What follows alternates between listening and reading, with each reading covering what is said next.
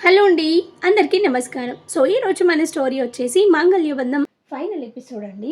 Late చేయకుండా స్టోరీలోకి వెళ్ళిపోదాం. ఆర్య అలా అడగగానే మీనాక్షి కొద్దిసేపు ఏం మాట్లాడాలో తెలియక మౌనంగా ఉండిపోయింది. ఆర్య కళ్ళల్లో కనిపిస్తున్న ఆత్రుతని చూసి ఇంకా నిజం దాచడం వల్ల ఉపయోగం లేదని ఆమెకు అర్థమైంది. ఆర్య దగ్గరికి వెళ్ళి అతని పక్కన కూర్చొని చెప్పడం స్టార్ట్ చేసింది. అవంతిక మాత్రం కొద్ది దూరంలో తల వంచుకొని కన్నీళ్ళు ఆపుకోవడానికి ప్రయత్నిస్తుంది. ఆర్య, నువ్వు అడిగింది నిజమే. అవంతిక ఎవరో, నీ జీవితంలో ఆమెకి ఉన్న స్థానం ఏంటో నీకు తెలుసుకోవాల్సిన సమయం వచ్చింది. కానీ నేను చెప్పబోయే ప్రతి ఒక్కటి కూడా నువ్వు ఓపికగా వినాలి. ఎందుకంటే నువ్వు ఇప్పుడున్న పరిస్థితికి ముందు జరిగిన చాలా విషయాలు కూడా నీకేవి గుర్తుకు లేవు అని మీనాక్షి నెమ్మదిగా చెప్పింది ఆర్యకి. దాంతో ఆర్య కూడా ఓకే అమ్మా, ముందు నాకు చెప్పు అన్నాడు. నువ్వు గుర్తుపెట్టుకోవాల్సిన మొదటి విషయం, మీకు జరిగిన యాక్సిడెంట్, నీకు ప్రమాదం జరిగిన నువ్వు మతిస్థిమితం లేకుండా అయ్యి చిన్నపిల్లలాగా బిహేవ్ చేశావు. నీకు అంతకుముందు జరిగింది ఏది కూడా నీకు గుర్తుకు లేదు. నువ్వెవరో, నీ జీవితం ఎలా ఉండేదో, నీకు నచ్చిన వాళ్ళెవరో కూడా నీకు గుర్తుకు లేదు. ఈవెన్ మీ నాన్న కూడా నీకు గుర్తుకు లేడు. నన్ను మాత్రం అమ్మ అని చెప్పిన తర్వాత దగ్గర తీసావు అంతే. ఆ సమయంలో నువ్వు మానసికంగా కూడా చిన్నపిల్లాడిలాగా మారిపోయావు. నీకు ఒంటరిగా ఉండటం కష్టం అనిపించేది. మాతో ఉండలేకపోయేవాడివి. ఎవరో ఒకరు నీతో ఉండాలి, నిన్ను అర్థం చేసుకోవాలి, నీ ప్రతి అవసరాన్ని కూడా చూసుకోవాలి. అలాంటి సిచ్యువేషన్లోకి మారిపోయావు నువ్వు. మీనాక్షి అవంతిక వైపు చూసి మళ్ళీ ఆర్య గురించి చెప్తూ ఉంటుంది. అప్పుడు డాక్టర్లు కూడా ఒక విషయం చెప్పారు. నీకు మందులు, చికిత్స, ట్రీట్మెంట్ ఎంత అవసరమో నీతో ప్రేమగా ఉండే ఒక మనిషి కూడా అంతే అవసరము అని. నీ చుట్టూ ఉండే మనుషులను నీకు భద్రతగా, నీకు సెక్యూరిటీగా అనిపిస్తే, నీతో మంచిగా మాట్లాడితే, నిన్ను చాలా జాగ్రత్తగా చూసుకుంటే నీ సిచ్యువేషన్ మెల్లగా కోలుకునే అవకాశం ఉందని చెప్పారు. నీతో అలా ఎవరు ఉండగలుగుతారు అని మేము చాలా ఆలోచించాము అని చెప్తున్నప్పుడు ఆమె గొంతు కాస్త తడబడింది. అప్పుడు మేము అనుకున్నది ఒక్కటే, నీకు పెళ్లి చెయ్యాలి అని. అప్పుడే అవంతిక మా జీవితాల్లోకి వచ్చింది. మొదట ఆమె నీ పరిస్థితి చూసి ఆమె నిన్ను కేవలం బాధ్యతగా చూడలేదు. నిన్ను తన మనిషిలా చూసుకొని నువ్వెప్పుడు తినాలి, ఏం చేయాలి, ఎలా ఉండాలి, నీతో ఎలా మసులుకోవాలి, నిద్రపోయావా లేదా ఏంటి, ప్రతి చిన్న విషయాన్ని కూడా అవంతికనే నిన్ను చూసుకునేది అని అలా మీనాక్షి చెప్తూ ఉంటే సైలెంట్గా ఆర్య అవంతిక వైపు చూస్తున్నాడు. నువ్వు ఆమె లేకుండా ఒక్క నిమిషం కూడా ఉండేవాడివి కాదు. ఎప్పుడైతే మీ ఇద్దరికి పెళ్లి ఫిక్స్ చేశామో, ఎప్పుడైతే నువ్వు ఆమెకి తాళి కట్టే సమయంలో నీకు చెప్పాను, ఇక నుంచి తినే నీకు తోడుగా ఉంటుంది, తినే నీ ఫ్రెండు, ఇక నుంచి తినే నీతో ఆడుకుంటుంది అని. నీకెప్పుడైతే చెప్పానో అప్పటి నుంచి కూడా నువ్వు అవంతికని ఒక్కసారి కూడా వదిలి ఉండలేదు. పెళ్ళైన 2 రోజులకి అవంతిక వాళ్ళ బాబాయ్ వాళ్ళ ఇంటికి వెళ్తే ఎంత రచ్చ చేశావో, ఎంత గోల చేశావో, అలాగే అన్నం తినకుండా పస్తులు పడుకున్నా మళ్ళీ అవంతిక వచ్చి నీకు తినిపించే వరకు కూడా ఆమె నువ్వు లేచే వరకు నీకు కనిపించకపోతే వెతుకుతూ ఉండేవాడివి. ఇల్లంతా కూడా ఎక్కడికి వెళ్ళినా తన పక్కనే ఉండాలి అనేవాడివి. ఎవరొచ్చినా తనని వదిలిపెట్టేవాడివి కాదు. నన్ను వదిలి ఎక్కడికి వెళ్ళొద్దు అవంతిక, నువ్వు లేకుండా నేను ఉండలేను అని చెప్పేవాడివి అని ఇవన్నీ చెప్తుంటే మీనాక్షి కళ్ళల్లో నీళ్లు తిరుగుతున్నాయి. ఆర్య అలాగే చూస్తూ ఉన్నాడు మీనాక్షి చెప్తూ ఉంటే. అవును నాన్న. మీనాక్షి అతని మాట పూర్తయ్యేలోపు చెప్పింది. నీకు అవంతిక తోడుగా ఉన్న అమ్మాయి కాదు, ఆమె మొత్తానికి ప్రపంచంగా మారిపోయింది. ఆమె లేకపోతే నువ్వు ఉండేవాడివి కాదు అని కొద్దిసేపు ఆగి మళ్ళీ చెప్పింది.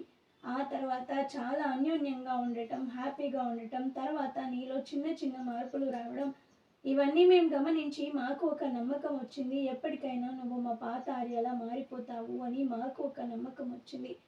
ఆ నమ్మకం కల్పించింది కూడా అవంతికానే. ఆమె నిన్ను ఎలా చూసుకుందో నీకు ఇప్పుడు ఒక్క ఊహ కూడా రాదు. నువ్వు చిన్న పిల్లాడిలా మారిపోయినప్పుడు అందరూ నిన్ను చూసి జాలిపడ్డారు, అందరూ బాధపడ్డారు. కానీ అవంతిక మాత్రమే నిన్ను చూసి అలా ఎప్పుడు బాధపడలేదు. నిన్ను నార్మల్గానే చూసింది. నీకేం కావాలో ముందే నిన్ను అర్థం చేసుకొని నీ దగ్గరికి తీసుకొచ్చేది. ఒక్క చిన్న పిల్లాడితో చిన్నపిల్లలు ఎలా ఉంటారో అలా మసులుకునేది.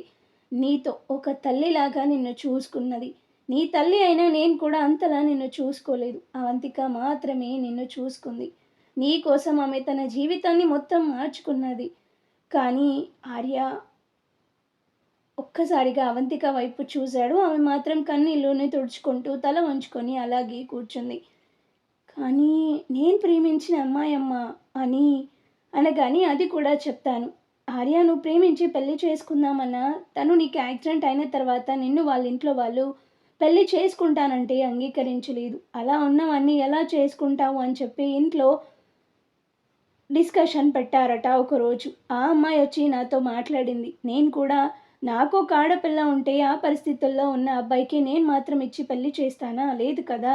అలాగే నేను కూడా నీ ఇష్టం తల్లి. నేను కూడా మీ వాళ్ళ సిట్యుయేషన్‌లో ఉంటే, మీ పేరెంట్స్ స్థానంలో ఉంటే నేను కూడా అదే చెప్పేదాన్ని. వాళ్ళు చెప్పింది విని వేరే పెళ్లి చేసుకో తల్లి అని ఆమెకి చెప్పి పంపించాను. ఆ తర్వాత మళ్ళీ ఎప్పుడు కూడా తను రాలేదు. ఈమె పెళ్లి చేసుకొని ఉండుంటుంది అనగానే ఆర్య ముఖం ఒక్కసారిగా మారిపోయింది. మరి అవంతిక అన్నీ చేసి నాకంత దగ్గరవుతే నాకిప్పుడు ఎందుకు గుర్తుకు రావట్లేదు అని అడుగుతాడు. ఇప్పుడు మళ్ళీ నీకు జరిగిన రెండో యాక్సిడెంట్ వల్ల మళ్ళీ మార్పొచ్చింది అని డాక్టర్ చెప్పాడు. ఇప్పుడు కొన్ని విషయాలు మాత్రమే గుర్తున్నాయి. కానీ గతంలో జరిగిన కొన్ని విషయాలు గుర్తుకు లేవు. సో గుర్తొచ్చే అవకాశం ఉంది ముందు ముందు అని చెప్పేసి అన్నారు. అవంతికకి నువ్వు గతంలో ఒక అమ్మాయిని ప్రేమించావని కూడా తెలుసు. అయినా కూడా తను ఓపికగా నేను అనుకోకుండానే ఆర్య గారికి దగ్గరైపోయానమ్మా. ఆర్య గారికి గతం గుర్తొచ్చిన తర్వాత నేనెవరో గుర్తుకు లేకపోతే, నన్ను భార్యగా అంగీకరించకపోతే నేను తట్టుకోలేనమ్మా.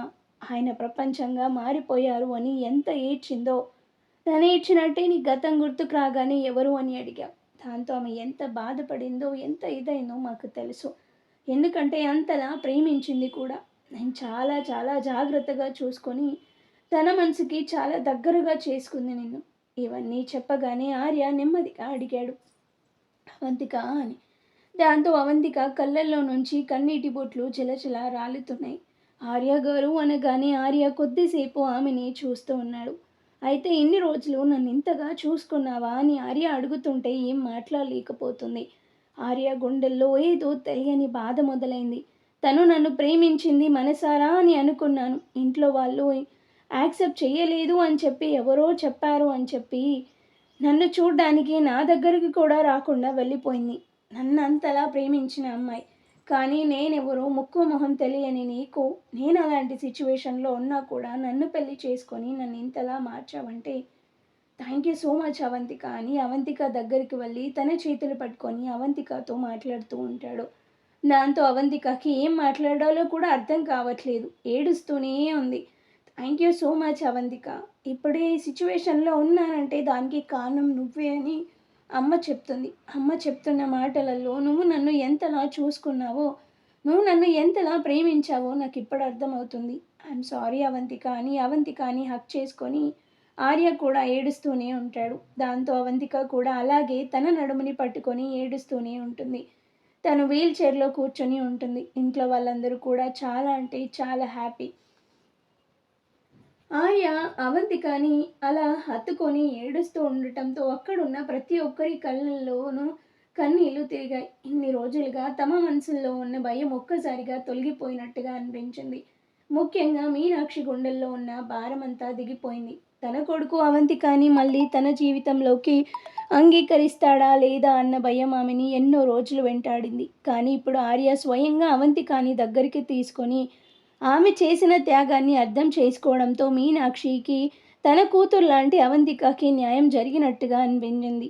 అవంతిక మాత్రం ఆర్యాన్ని వదలలేకపోయింది. ఇన్ని రోజులు తన భర్త తనని గుర్తుపడతాడా, తనని తన జీవితంలో ఉంచుకుంటాడా, లేక తనని ఎవరో తెలియని వ్యక్తిలా దూరం చేస్తాడా అనే భయంతో ప్రతి క్షణం గడిపింది. కానీ ఇప్పుడు ఆర్య నోట thank you Avantika, I'm sorry అని మాటలు వినగానే ఆమె గుండెల్లో దాచుకున్న బాధ మొత్తం కన్నీళ్ల రూపంలో బయటకు వచ్చేసింది. ఆర్య గారు, నేను మిమ్మల్ని చూసుకున్నది ఏదో బాధ్యత అనుకొని కాదు. మీరు నా భర్త కాబట్టి. అంతకంటే ఎక్కువగా మీరు నాకు ప్రాణమైపోయారు. మీరు అప్పట్లో ఏమీ గుర్తుపట్టకపోయినా నన్ను మాత్రం మీ ప్రపంచంగా చేసుకున్నారు. మీరు నవ్వితే నాకు సంతోషం, మీరు ఏడిస్తే నాకు బాధ. మీరు తినకపోతే నాకు ఆకలి ఉండేది కాదు.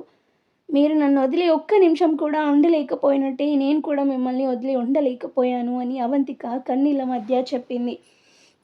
ఆర్య ఆమె చేతిని మరింత గట్టిగా పట్టుకున్నాడు. నువ్వు నన్ను ప్రేమించావు అవంతిక. కానీ నేను మాత్రం నీ ప్రేమని గుర్తుపట్టడానికి కూడా నిన్నెంతకాలం బాధపెట్టాను. నన్ను క్షమించు అన్నాడు. మీరు నన్నేం బాధ పెట్టలేదు ఆర్య గారు. మీ పరిస్థితి అది. మీరు కావాలని ఏది చెయ్యలేదు అని అవంతిక వెంటనే అంది. ఆర్య కాసేపే ఆమెని చూస్తూ ఉండిపోయాడు. అయితే ఇక నుంచి నువ్వెక్కడికి వెళ్ళవు కదా? ఆ ప్రశ్న విన్న అవంతిక కళ్ళల్లో మళ్ళీ కన్నీళ్లు మెరిశాయి. చిన్నగా నవ్వుతూ ఎక్కడికి వెళ్తాను ఆర్య గారు? ఇది నా ఇల్లు. మీరు నా భర్త అని చెప్పింది. ఆ మాట విన్న ఆర్య ముఖంలో ఎన్నో రోజుల తర్వాత ఒక ప్రశాంతమైన చిరునవ్వు కనిపించింది. అయితే నాకింకేం భయం లేదు అని చెప్పి ఆమె చేతిని వదలకుండా అలాగే పట్టుకొని కూర్చున్నాడు. మీనాక్షి ఆ దృశ్యాన్ని చూస్తూ కన్నీళ్లు తుడుచుకుంది. మహేంద్ర కూడా తన భార్య వైపు చూసి చిన్నగా నవ్వాడు. ఇంట్లో ఉన్న అందరికీ ఒక విషయం అర్థమైంది. ఆర్య గతం మొత్తం ఇంకా గుర్తుకు రాకపోయినా అవంతికతో తన బంధాన్ని మాత్రం అతని మనసు ఎక్కడో గుర్తుపడుతుంది. కానీ ఆ ఆనందం మధ్యలో ఒక్క సంతోష్ మాత్రం నిశ్శబ్దంగా నిలబడి ఉన్నాడు. బయటికి చూస్తే అతని ముఖంలో కూడా సంతోషమే కనిపిస్తుంది, కానీ లోపల మాత్రం కోపం, అసూయ, ఓటమి అన్నీ కలిసి అతన్ని కాల్చేస్తున్నాయి. నేననుకున్నది ఒక్కటి కూడా జరగలేదు. ఆర్యని దూరం చేయాలని చూశాను, కానీ చివరికి అవంతిక అతనికి ఇంకా దగ్గరైంది. ఆర్య గతం మర్చిపోయిన అవంతికని మళ్ళీ తన జీవితంలోకి తీసుకున్నాడు. ఇప్పుడు మహేంద్రకి కూడా వాళ్ళిద్దరిపై నమ్మకం మరింత పెరుగుతుంది. మరి నేనేం చెయ్యాలి అని సంతోష్ తనలో తానే ఆలోచించాడు. అతని చూపు మెల్లగా అవంతికపై పడింది. ఆర్య పక్కన కూర్చున్న అవంతిక ముఖంలో కనిపిస్తున్న ప్రశాంతతని చూసి సంతోష్ గుండెల్లో మంట మరింత పెరిగింది. ఇప్పటి వరకు నువ్వు నాకు దూరంగా ఉన్నావు అవంతిక. ఇప్పుడు మాత్రం నేను ఆర్యకి కూడా వదలను. కానీ తొందరపడకూడదు. ఒక్కసారి చేసిన తప్పుతో ప్లాన్ ఫెయిల్ అయింది. ఇకపై నేను వేసే ప్రతి అడుగు చాలా జాగ్రత్తగా ఉండాలి అని అనుకుంటూ సంతోష్ అక్కడి నుంచి మౌనంగా వెళ్ళిపోయాడు. అలా రోజులు గడిచిపోతూ ఉండగా మెల్లగా ఆ ఇంట్లో పరిస్థితులన్నీ మళ్ళీ పాత రోజుల్లాగే మారిపోయాయి. ఆర్య ఆరోగ్యం పూర్తిగా కుదుటపడింది. గతంలో ఉన్నట్టే అతను మళ్ళీ తన పనులపై దృష్టి పెట్టడం మొదలుపెట్టాడు. మహేంద్ర కూడా కొడుకు తన పాత రూపంలోకి తిరిగి రావడం చూసి ఎంతో సంతోషించాడు.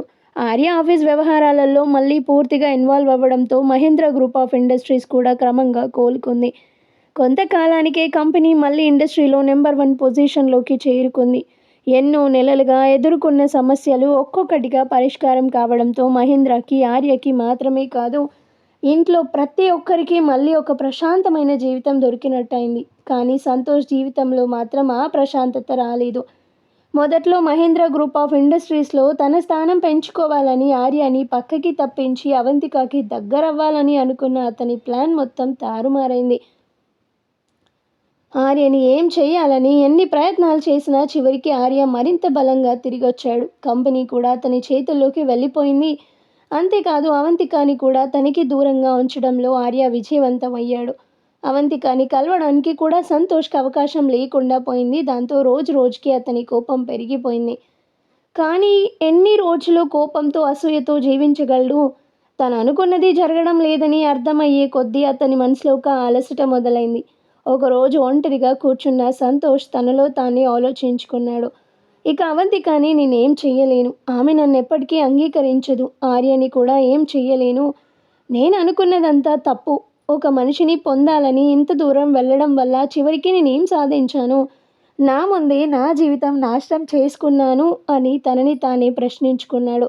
మొదట్లో తన మనసులో అవంతికపై ఉన్న భావాలని ప్రేమ అని అనుకున్నాడు. కానీ ఇప్పుడు వెనక్కి తిరిగి చూసుకుంటే అది ప్రేమ కంటే ఎక్కువగా తన స్వార్థం, తన కోరిక, తన మొండితనం అని అతనికి అర్థమవుతుంది. ముఖ్యంగా జితేందర్ చెప్పిన మాటలు అతని మనసులో పదే పదే వినిపించాయి. సంతోష్ నువ్వు చేసినది ప్రేమ కాదు. ప్రేమిస్తే ఎదుటి వాళ్ళ సంతోషాన్ని కోరుకుంటారు. వాళ్ళ జీవితాన్ని నాశనం చేసి మనం పొందేది ప్రేమ కాదు అని జితేందర్ చెప్పిన మాటలు సంతోష్ని లోపల నుంచి కదిలించాయి. ఆ మాటలు గుర్తొచ్చిన ప్రతిసారి తను చేసిన తప్పులు ఒక్కొక్కటిగా అతని కళ్ళ ముందు కనిపించాయి. ఆద్యని ప్రేమిస్తున్నానని చెప్పి ఆమెని పెళ్లి చేసుకున్నాడు. కానీ తన మనసులో మాత్రం అవంతికని పెట్టుకున్నాడు. ఆమెని తనకి దక్కించుకోవాలని అనుకున్నాడు. ఆర్యకి ప్రమాదం జరగాలని కూడా కోరుకున్నాడు. ఆ ఆలోచనలు గుర్తొచ్చినప్పుడల్లా తన మీద తనకే అసహ్యం కలిగింది. చివరికి ఒకరోజు ధైర్యం చేసుకొని సంతోష్ అవంతిక దగ్గరికి వెళ్ళాడు. అవంతిక అతన్ని చూసిన వెంటనే ఒక్క క్షణం ఆశ్చర్యపోయింది. కానీ సంతోష్ మాత్రం ఒక్క మాట కూడా మాట్లాడకుండా ఆమె ముందు నిలబడి తల వంచుకున్నాడు. తర్వాత ఒక్కసారిగా ఆమె కాళ్ళ దగ్గర కూర్చుని చేతులు జోడించాడు. అవంతిక, నన్ను క్షమించు. నేను చేసిన తప్పులన్నిటికీ నన్ను క్షమించు. నేనేం చేస్తున్నానో నాకు కూడా అర్థం కాని పరిస్థితుల్లో ఉన్నాను. నిన్ను పొందాలని అనుకున్నాను, కానీ ఆ కోరిక కోసం నేను ఎంతమందిని బాధపెట్టానో ఇప్పుడు అర్థమవుతుంది. ముఖ్యంగా ఆద్యకి చేసిన అన్యాయం గురించి ఆలోచిస్తే నన్ను నేనే క్షమించుకోలేకపోతున్నాను. ఇంకెప్పుడు ఇలాంటి తప్పు చెయ్యను, నిన్ను ఇబ్బంది పెట్టను. ఆర్యకి కూడా ఎలాంటి హాని చెయ్యాలని ఎప్పుడూ ఆలోచించను. నన్ను క్షమించు అని కన్నీళ్లతో చెప్పాడు. అవంతిక కొద్దిసేపు అతన్ని అలాగే చూస్తూ ఉండిపోయింది. ఆమె మనసులో సంతోష్పై ఉన్న కోపం పూర్తిగా పోయినప్పటికీ అతని పరిస్థితి చూసి మాత్రం ఒక బాధ కలిగింది.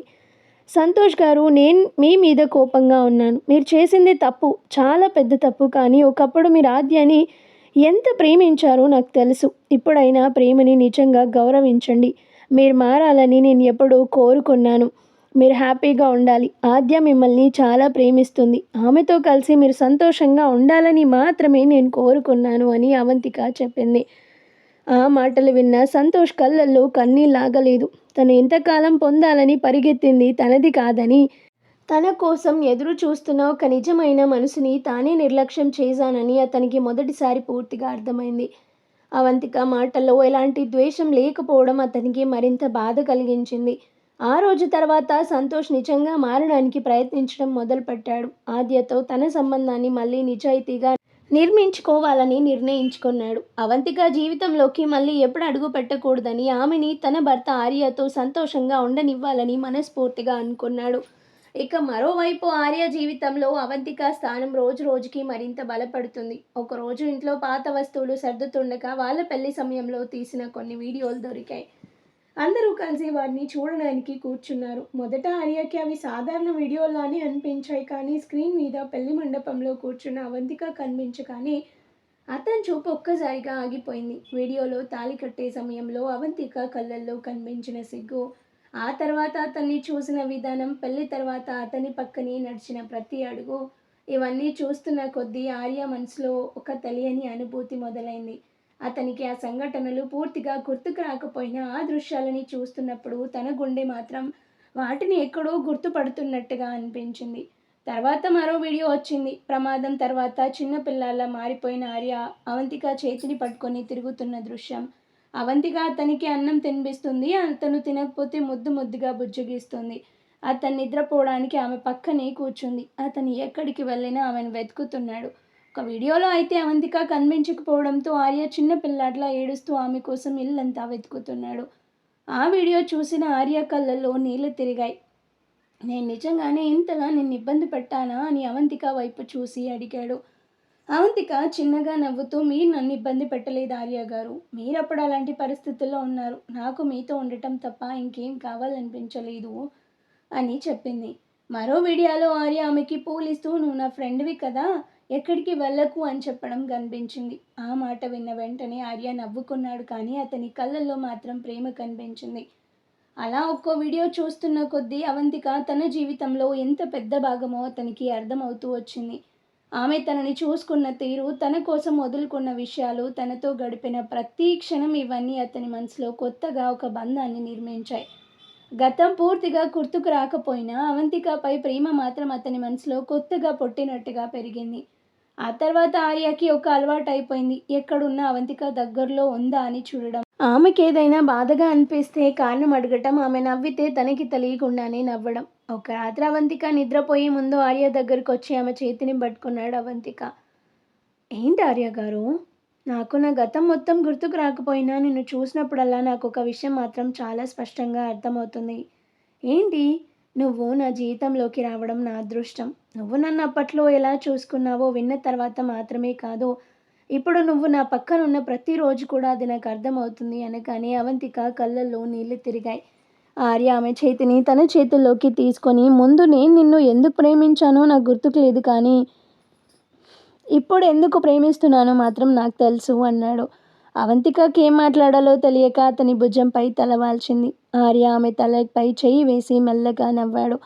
ఆ రోజు నుంచి వాళ్ళిద్దరి మధ్య ఉన్న బంధం మరింత అందంగా మారింది. గతాన్ని గుర్తు చేసుకున్న ప్రేమ కాదది, గతం లేకపోయినా మళ్ళీ కొత్తగా పుట్టిన ప్రేమ. ఆర్యకి అవంతిక కేవలం తన భార్యగా కాకుండా తన జీవితాన్ని చీకటి నుంచి వెలుగులోకి తీసుకొచ్చిన మనిషిగా మారిపోయింది. అవంతికకి మాత్రం ఒకప్పుడు తన ప్రపంచంగా ఉన్న ఆర్య ఇప్పుడు మళ్ళీ తన ప్రపంచంగానే మారిపోయాడు.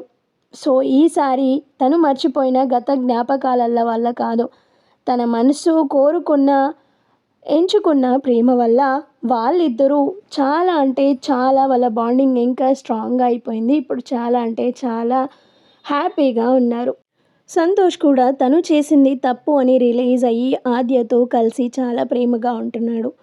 సో ఇప్పుడు అందరూ కూడా ఇంకా చాలా అంటే చాలా హ్యాపీ. సో ఇంతటితో మన మాంగళ్య బంధం అనే స్టోరీ అయితే ఎండ్ అయిపోయింది. మాంగళ్య బంధానికి ఉన్న విలువ ఏంటో మీ అందరికీ ఆల్రెడీ తెలుసు. బట్ ఇదొక చిన్న అది మాత్రమే. సో ఇప్పటి వరకు స్టోరీని కొన్ని రోజులు డిలే చేసి ఇచ్చాను. బట్ ఇప్పటి నుంచి అలా కాదు, కొత్త స్టోరీ అనేది రెగ్యులర్గా అప్డేట్స్ ఇస్తూ ఉంటాను. అండ్ సారీ అండి, ఇలాగే ఎన్నిసార్లు చెప్తారు అని మీరు అనొచ్చు. బట్ కొన్ని కొన్ని రీజన్స్ వల్ల డైలీ ఇవ్వలేకపోయాను. బట్ ఇప్పటి నుంచి మ్యాక్సిమం ట్రై చేస్తాను ఇవ్వడానికి. 2 ఎపిసోడ్లు ఇవ్వడానికి ట్రై చేస్తాను. మళ్ళీ మీ ముందుకు ఒక మంచి కొత్త స్టోరీతో వస్తాను. అండ్ అలాగే ఇప్పటి వరకు సపోర్ట్ చేసిన ప్రతి ఒక్కరికి thank you so much. And ఇలాగే సపోర్ట్ చేస్తూ ఉండాలని కోరుకుంటున్నాను. అండ్ మరొక మంచి స్టోరీతో మళ్ళీ మీ ముందుకు వస్తాను. Thank you. స్టోరీ నచ్చితే లైక్ చేయండి, షేర్ చేయండి. అండ్ అలాగే మన ఛానల్ని కూడా సబ్స్క్రైబ్ చేసుకొని హైప్ ఆప్షన్ని క్లిక్ చేసి పాయింట్స్ ఇవ్వండి. స్టోరీ ఎలా ఉంది ఏంటి అనేది నాకు కామెంట్ ద్వారా తెలియచేయండి. Thank you.